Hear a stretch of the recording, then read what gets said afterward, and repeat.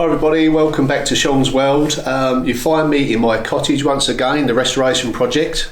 Now before I can carry on with any more work in here, I have to make sure it's safe. Now I've got a very urgent repair that needs doing on the oak A-frame which is next door in the barn, but it's actually adjoined to this building, so I need to go and have a look at that, and I think we need to do that urgently today, so let's have a closer look.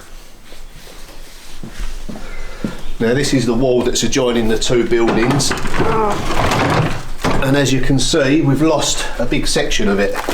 It's still coming down. The beam's nice and solid, which is good, but it's kind of where the two buildings join together, so although it is part of this structure, it's actually in the barn next door, so let's go and have a closer look next door. I know it's not good.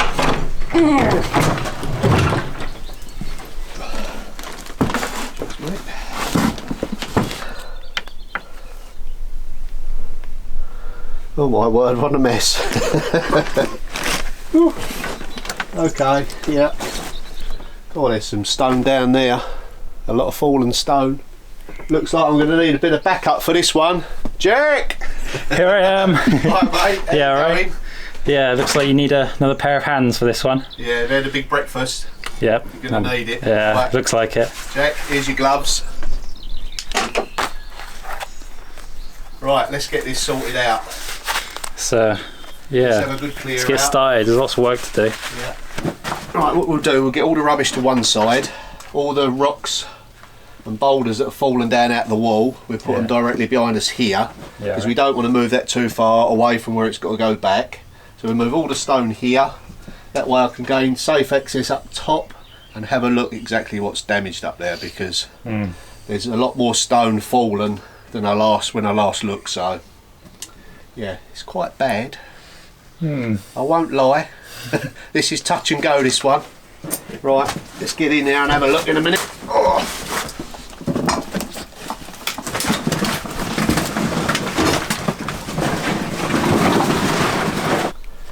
So all of this stone that's on the floor has come out of this wall. It's just collapsed. The water ingress from the roof has washed all the infill out, and then the stones have just give way. So there's actually two major issues here. One is the A-frame separate away from this wall of this building, which has collapsed, rotted away. That's what's acroed up. And then this here, the cottage wall, which once upon a time was the exterior wall before this was built, adjoining it, that's got some serious damage on it. Now I'm going to have to get up there and have a closer inspection, but judging by all the stone on the floor that's come out of that wall, it's not a good sign, so this one's serious. So this is the A-frame construction of the barn. It's snapped off and rotted here. Now what I've done a few years ago is I've propped it up with some acros off of the beam below and then another acro below that, so this is actually secured. My main problem is this, but is the A-frame of the cottage next door. The water ingress looks like it's made quite a bit of damage to the woodwork, so not have I got one A-frame to deal with, now I think I've got two, which is one more than I expected, but yeah, I think we're going to start off with this one. We're going to get this one secure because that's where we're working below. And we'll do with that one because I didn't factor it in today. Have a look at this, Jack, look.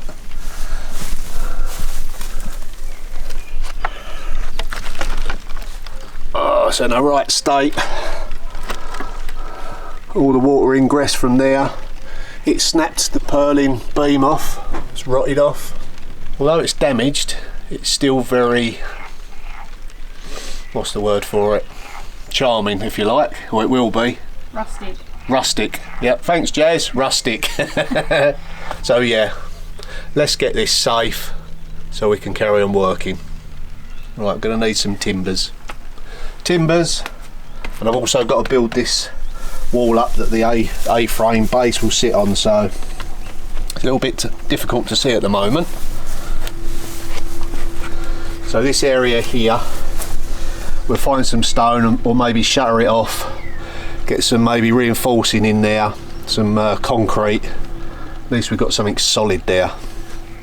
And yeah, I'm not going to look too far that way because I'll be here forever. But oh, what an interesting building it is in here.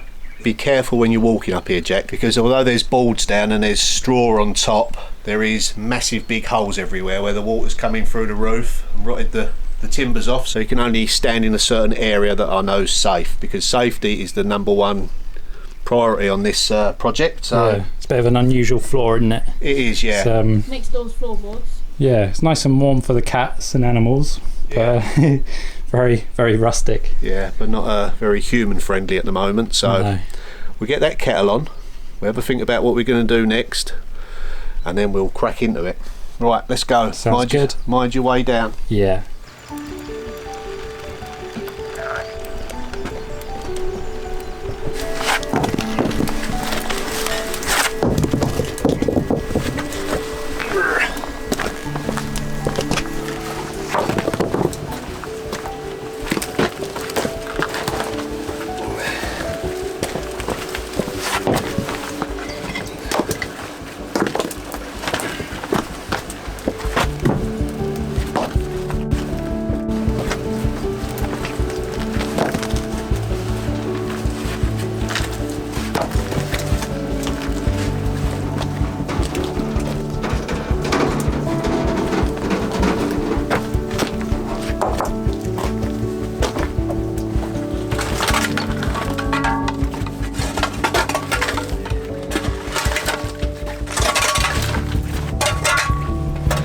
So I think my next plan will be to put a temporary tarpaulin over the roof because it's absolutely pouring in. I know it's not going to fix the problem, but we've got some concreting to do. Can't have water ingressing into the concrete, it'll damage it.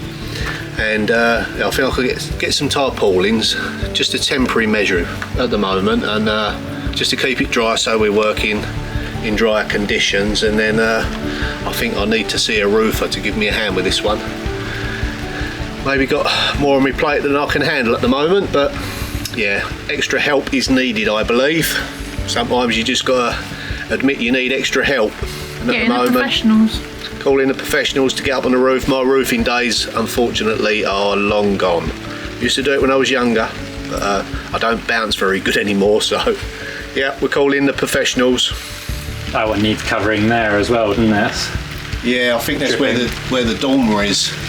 Where the dormer intersects there, it's damaging the purlin, which is the crossbeam, and the A-frame. So yeah, there's lots of remedial repairs needed. So now that we've made a nice clearing so we can access the what's left of the stairs, I think it's time, Jack, to go and pick some materials up. We need some timber, sand and cement, some metal work. So we'll go and get that. I want a sheet for the roof. Yeah. Don't let me forget that. Yeah, keep the rain out. Yeah, keep the rain out. So we'll go and get that, and yeah, get this project underway. Let's go, mate.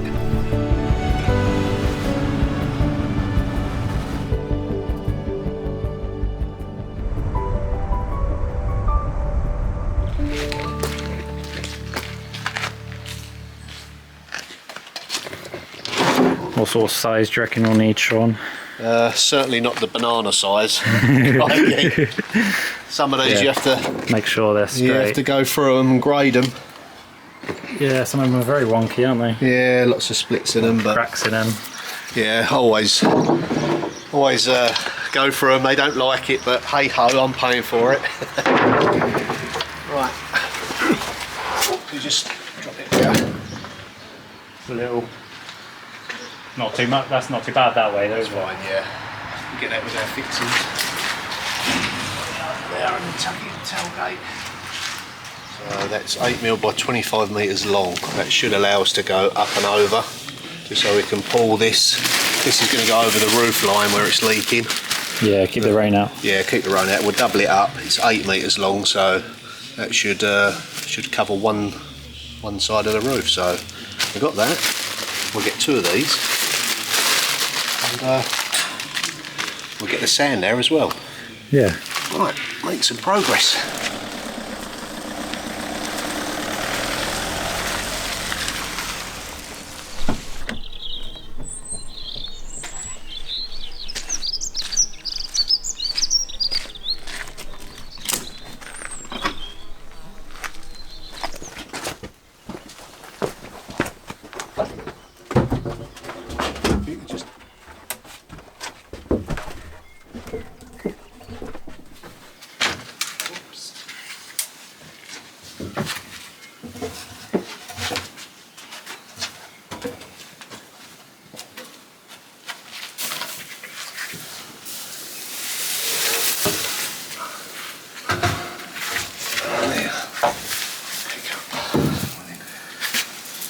So we're now on the rear of the property, the barn, the one that we're repairing, not the cottage side, the A-frame.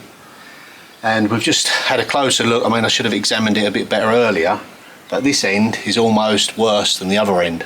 As you can see, it's almost non-existent, the bottom of the A-frame. So I did plan on using 2 of the new timbers to go act as a splint either side, but for now I'm just going to use one on that, and I'm going to use one on this, and then we're going to prop the A-frame up in the centre part down below, so it will secure it.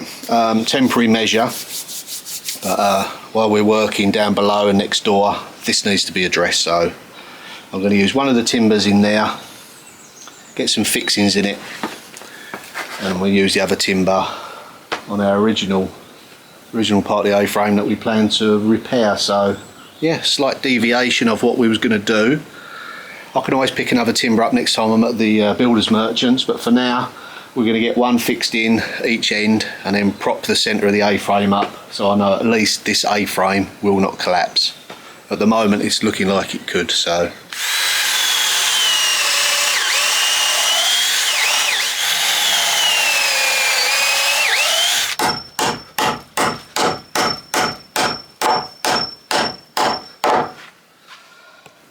I feel a lot better now.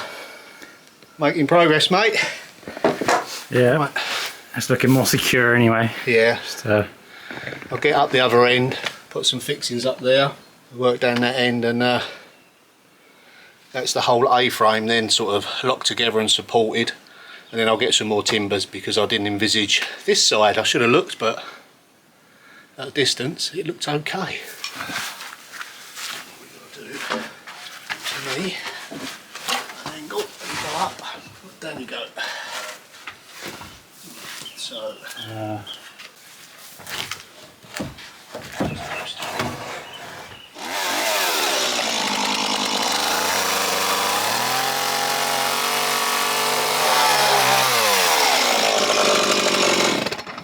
oh no, I've cut through the wrong one, Jack. oh no.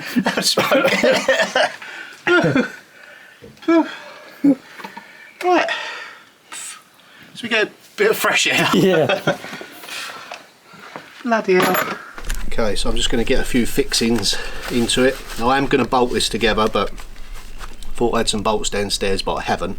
But it's more important just to get it spiked and propped up. So I've got nice big nails. I'm going to pre-drill them first. I'll keep the bottom flush because I'm going to put another timber underneath the bottom and then brace it from the other beam down below. So I'll keep it to about there.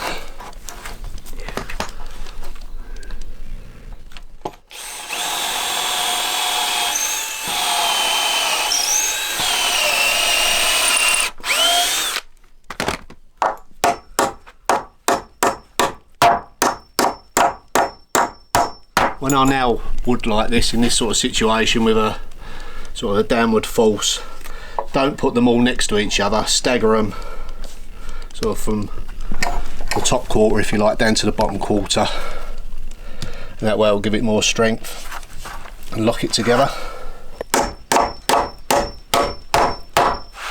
Now we know it's at least secure. For now, you know, it is attached, so we're out of trouble for now.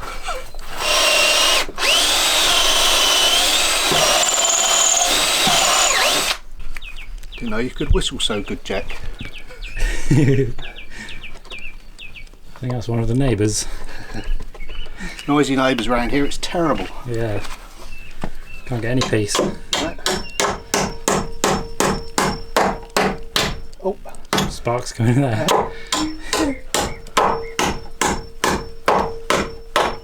and again. It looks like the wood is rotten, but you try and put a nail in it and it just bends over. It's only the end section that is.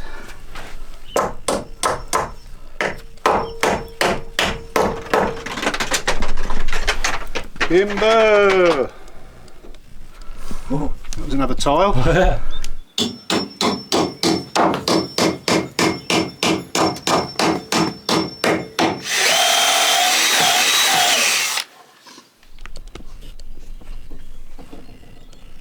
Well, Jack, we've got it all nailed up. Temporary though it may be, it's doing its job. Better than it was anyway. Oh, definitely, yeah. We've got to get some more timbers, but for now, it's secure. You know, I'm not worried about it collapsing while we're working on the actual job that we was meant to be doing. But we've got one more prop underneath the king post of the A-frame, the centre post, down to the next cross beam. Down there. Down below. So we'll get that cut in, and that will be it for this particular area. And then we've got to build this wall up. We've got to put some concrete in there, maybe a bit of steel work, just to tie it all together. And then we'll have to address the actual wall of the cottage. But yeah, there's always great unknowns with these old places. Part of the fun, they tell me. But now it's a cup of tea time. Thirsty work. So I haven't actually seen this project upstairs because it's a little bit dangerous and I'm a bit restricted, but Stay there, dear, I'll come out. yeah, okay. So how's it getting on? Yeah, we've made good progress, but it's a lot worse than what I thought up there. Is it? Yeah, I knew this end was bad because we had water ingress from the roof, Yeah. and initially that's all I thought I was dealing with today, but the more I looked around in this barn, not the cottage, the barn adjoining it, Yeah. we've got a ridge beam that's snapped that goes into our property. Oh, really? This is the edge of the barn. Now this barn is in between the cottage and where we live, our house. So obviously this is, although this is not my main priority to do this barn, because it adjoins the two properties, it's interlocked and it's, you know, equally as important. So I've got to deal with the structure there. So I've got a ridge beam that's snapped in half. I thought one side of the A-frame had snapped, which it had, but also the other side was almost about to snap. So just a temporary prop in there that I didn't do. So we've had to deal with that, but that's okay at the moment. We've done an emergency repair on it. Oh, good. And yeah, now it's time for a cup of tea. Okay, yeah. It's first Let's get that kettle on. Hot work, yeah. So while the boys are having a bit of a tea break, I can hear someone rooting around in our garden. What's going on? Who's this? Hello. Hello, Jazz. What are you doing down here? Oh, I'm just doing a bit of weeding and then I'm going to put some flowers out that I've bought. Oh, lovely. Lovely. What sort of flowers did you get? There's a bowl with like a variety of 3 different ones in it. I'm not sure what they're called, but they're pretty. So That's bit what of matters. colour. Yeah. Okay, let's have a look. Okay. So these are those flowers I got. Oh, wow, they're lovely. Yeah. Nice little boost of colour for the garden. Yeah, pretty, aren't they? So there's yellow, the pink and yellow, and that little purple one. So I'm not sure what any of them are called. It doesn't actually even tell you on the label. It just says colour mix. And they certainly are. Yeah. So I'm just going to pop them in there. I've got to find a bigger pot for them. So for the time being, they can just go in there, and I'll get some soil and a bigger pot and pop them up later on. Lovely. Wow, these are beautiful. I love the colours. They're called Granny's Bonnets, and I think their proper name is Aquilegia, but they came from seeds from Nan and Grandad's garden. Oh, right, nice. Have you got any more? Um, I know a garden that's in need of some colour, a garden that's off screen. yours. Yeah. Well, Nan's got loads in her garden, and we'll have seeds from them, so you can have some of the seeds and Yeah. you just sprinkle them about, and they come up every year. Yeah, lovely. Oh, that'd be nice. Yeah. Consider it pay for Jack's work today. Would any of you like a cup of tea? Yes, please. Yes, please, I Jack. think that's 2 for tea. 2 for tea. Okay. Thank you. Coming up. This is another one of those colour mix pots with 3 different flowers in it. I think that might be a petunia. Yeah, it looks like a petunia. And I'm just going to pop this one in here. There is actually a flower coming up here, but it's not going to be ready for some time. So I'm just going to stand this in the top, and I'll pot it up again into a bigger pot, because it must be quite pot bound when I get some pots and some soil. But it can just go on there for now. And look at this one. I was just going to say that looks lovely. What is that, a lily? This is an arum lily, Thought it yeah. might be an arum lily, yeah. Yeah. I bought this last year. That's a Vidgrenier. Oh, wow. They're not just good for buying antiques and copper. You can also get plants and tools and all sorts of things there. So yeah, I bought these off of a chap. Actually, it was a year to the day tomorrow that I bought it. Oh, wow. And Was it that size when you bought it? it wasn't, no, it was a bit smaller, but it had flowers on it, and it flowered last summer. And then I planted it in this pot and I covered it up in the winter, because if you don't, the frost can damage them and they can die. Yeah. But I just put some fleece over the top of it, and it was protected through the hardest part of the winter, and it's come up lovely this year. And they get bigger and bigger every year. So it's grown somewhat to last year, and it's probably going to have 4 or 5 of these lovely lilies on it, maybe more. Really? Yeah. Gorgeous. So what have you got there, Mum? Right, well, I went shopping yesterday to the local market, and we've got a fantastic stall there that sells organic plants, and they raise them from seed, and they're always really, really healthy. I don't know if you remember, the viewers that watched last year and saw Sean's greenhouse that he built. We planted tomato plants in there, and they was from the same producer, and they did really, really well. Yeah. So I love buying from them. So I've got this one, which is called Greek basil. It's similar to the regular basil in taste, but the leaves are much smaller, as you can see, and it's not quite so tender, so it's actually easier to grow, I find. I find that the Italian basil can bolt quite quickly, and also it dries out very quickly, doesn't like extremes of heat, whereas this one's a bit more hardy. So I'm going to take this down to the open barn at the bottom, where we have our fire pit and our barbecues, and that will get planted in one of the wall pockets down there, so it can be used when we're having barbecues. Now, what's that one? I can smell that from here, and it smells amazing. This is lemon verbena. If you just crush the leaf in your fingers and smell that, that's so lemony. Oh, wow. It's lovely, isn't it? Yeah.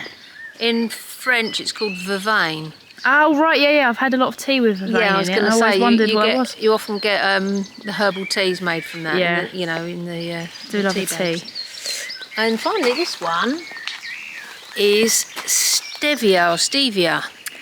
Ah, is that the sugar replacement? Yeah, it's used as an alternative to sugar, and it's a more natural alternative than aspartame or Like a natural sweetener. yeah, any of those kind of things. It's not a chemical thing. I just tried some, actually, and Yeah. it's really, really strange. It's unbelievably sweet, isn't it? It doesn't feel like you're eating a leaf of a plant, really. No. It's strange. And it's got these little white flowers on it, so it's quite pretty too. And I'm going to be interested to see how I can use that in the kitchen. Try it out on some recipes. Let it get a bit bushier first before I harvest too much of it, otherwise it might sort of finish the plant off. But yeah, it's very interesting, that one. Or you could combine the 2 plants that you just shown us and have like a really sweet vervain tea. You could. That's a good idea. We'll try that later. Yeah, sounds good. So this jazz is lemon balm, and different to lemon verbena, but equally lemony. Nice smell. Yeah, that's lovely, and Yeah. that's very useful. It's called a carminative.